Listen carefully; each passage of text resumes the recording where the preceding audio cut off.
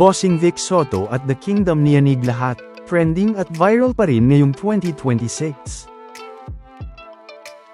The Kingdom ni Bossing Vic Soto at Piolo Pascual, trending sa tatlong mga bansa.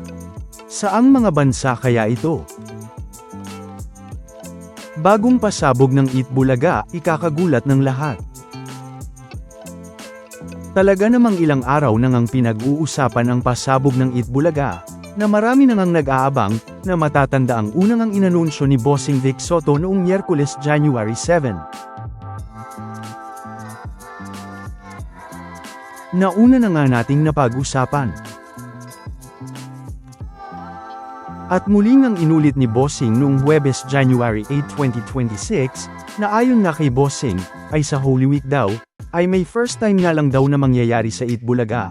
Pero syempre, sa Sabado January 10 nga daw malalaman ang buong announcement dito, dahil may something special daw na mangyayari sa Lenten special ng Eat Bulaga ngayong 2026. Ngayong Biyernes naman January 9, 2026, ay kinanta na nga ni The Barkads Karen ang kanyang first single sa Eat Bulaga, na matatanda ang na-release na sa mga music streaming platforms noong November 28, 2025, pero ngayong Biyernes nga, ay ipinarinig na rin ito ni Karen sa mga The Barkads sa Eat Bulaga stage.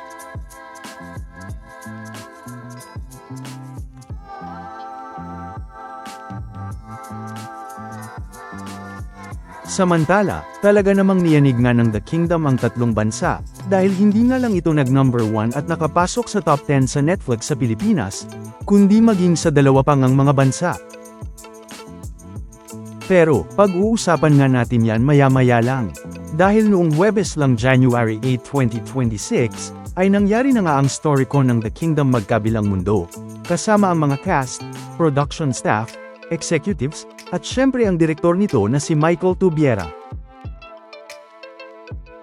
Na makikita nga sa FB post ng APT Entertainment, at ganun din sa TV5. Na ayon pa nga dito, ay malapit na nga itong mapanood sa TV5, o ang TV series ng pelikulang The Kingdom. Pero, hindi lang yan, dahil nag-trending din nga ang isa nga sa Hakot Awards noong 2024 na The Kingdom, o ang 2024 MMFF entry, ni Bossing at Piolo Pascual, na talaga namang marami nga ang mga nagulat at mga natuwa, nang mapapanood na rin nga ito sa Netflix. Sa katunayan nga, ay noong pagpasok nga ng January 2026, ay nag-trending nga ang The Kingdom at The Kingdom 2024, na kung saan nga ay ang mga araw na nagsisimula na ngang mapanood ang The Kingdom sa Netflix, na nagsimula nga noong December 30, 2025. Na matatanda ang noong December noong 2024, ay matatanda ang trending din nga ito. Na napag-usapan na rin natin noon. Hindi nga lang yan, dahil nakapasok din nga sa top 10 ang The Kingdom, pero hindi lang basta nakapasok, kundi nag-number 1 din nga sa Netflix ang The Kingdom mula pa nga noong December 31, 2025, o mahigit isang linggo na nga.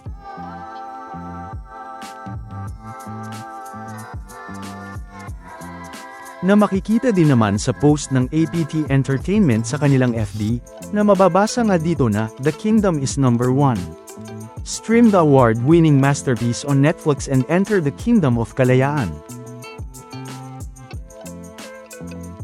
Na mababasa pa nga ang mga positibong mga reaksyon dito ng mga netizens, na pinuri nga ang The Kingdom, na ang ilan nga dito ay first time nakapanood ng The Kingdom, at ang iba naman ay napanood na ito sa sinehan gaya ng inyong lingkod, pero talaga namang hinangaan pa rin nga ito.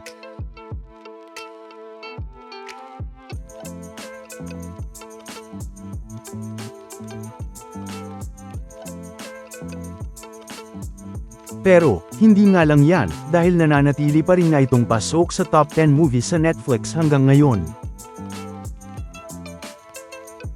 Sa katunayan nga, ay mula nga noong December 31, 2025 hanggang noong January 7, 2026, ay makikita ngang number 1 nga ito sa Netflix, at noong January 8, 2026 naman ay pasok pa rin nga ito sa top 10 ng Netflix, at nasa top 2 naman ito. Na isa nga lang yan sa mga patunay, na talaga namang tinangkilik nga ito ng marami sa mga Pilipino, hindi lang noong 2024 sa mga sinehan, kundi maging sa movie streaming platforms na Netflix.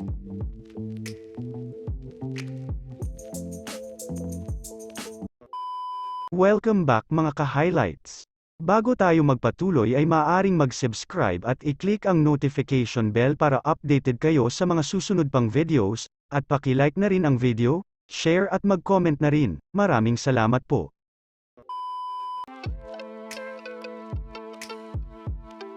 Makikita pa nga dito ang iba pang ang mga nakapasok sa top 10 movies ng Netflix sa Pilipinas. Kasama nga ang Materialists, The Great Flood, Togo, ang kasabayan ng The Kingdom sa MMFF noong 2024 na And the Breadwinner Is, na nasa top 5 at top 6 naman, at makikitang pasok din nga sa top 10 sa Pilipinas.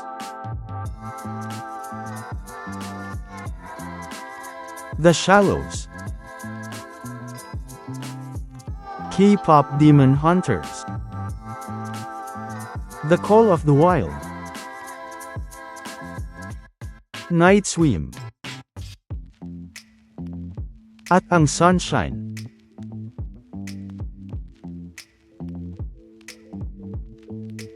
At nang sumunod na araw ay nakapasok naman ang Ron's Gone Wrong, at The Croods, A New Age. Pero, hindi pa nga natatapos dyan ang pasabog ng The Kingdom ni Bossing Vic Soto at Piolo Pascual, dahil hindi nga lang nakapasok ang The Kingdom sa top 10 movie list ng Netflix sa Pilipinas, dahil sa mga hindi nga nakakaalam, ay nakapasok din nga ang The Kingdom sa top 10 ng Netflix, sa dalawa pang ang mga bansa. Dahil bukod nga sa Pilipinas na kung saan ay mahigit isang linggong nag-number 1 ito sa Netflix, ay ang pangalawa naman, ay nakapasok din nga ang The Kingdom ni Bossing Vic Soto at Piolo Pascual, sa top 10 movie list ng Netflix, maging sa bansang Qatar. Na syempre, ay makikita nga yan sa website ng Netflix, sa netflix.com. Na kung saan nga, ay makikita nga dito na hindi lang sa Pilipinas pinapanood ang The Kingdom ni Bossing Vic Soto at Piolo Pascual, kundi maging sa bansang Qatar din, ay talaga namang pinapanood at tinangkilik nga ito. Yan nga ay sa unang linggo pa nga lang nito sa Netflix. Kaya naman, may dapat pa nga tayong abangan dito, sa mga susunod pang ang mga araw, at sa mga susunod pang ang mga linggo. Pero hindi pa nga natatapos dyan, dahil may pangatlong bansa pa nga na nakapasok din ang The Kingdom ni Bossing Vic Soto at Piolo Pascual sa top 10 movies ng Netflix, dahil bukod pa nga sa Pilipinas at Qatar, ay maging sa United Arab Emirates o sa UAE, ay pinapanood din nga ito, at nakapasok din nga ang The Kingdom sa top 10 sa kanilang bansa.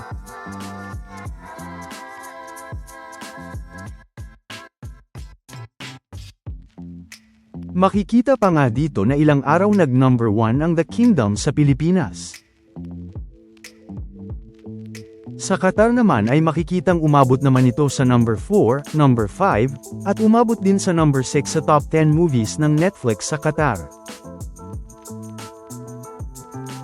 Sa United Arab Emirates naman, ay makikitang umabot naman ito sa number 8, number 9, at number 10, sa top 10 ng Netflix sa United Arab Emirates.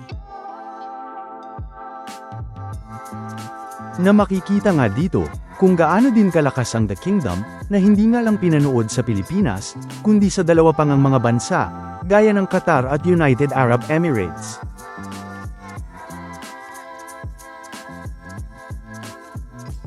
Na talaga namang makikita ngang pinanood at sinuportahan ang The Kingdom, sa tatlong mga bansa kasama na ang Pilipinas.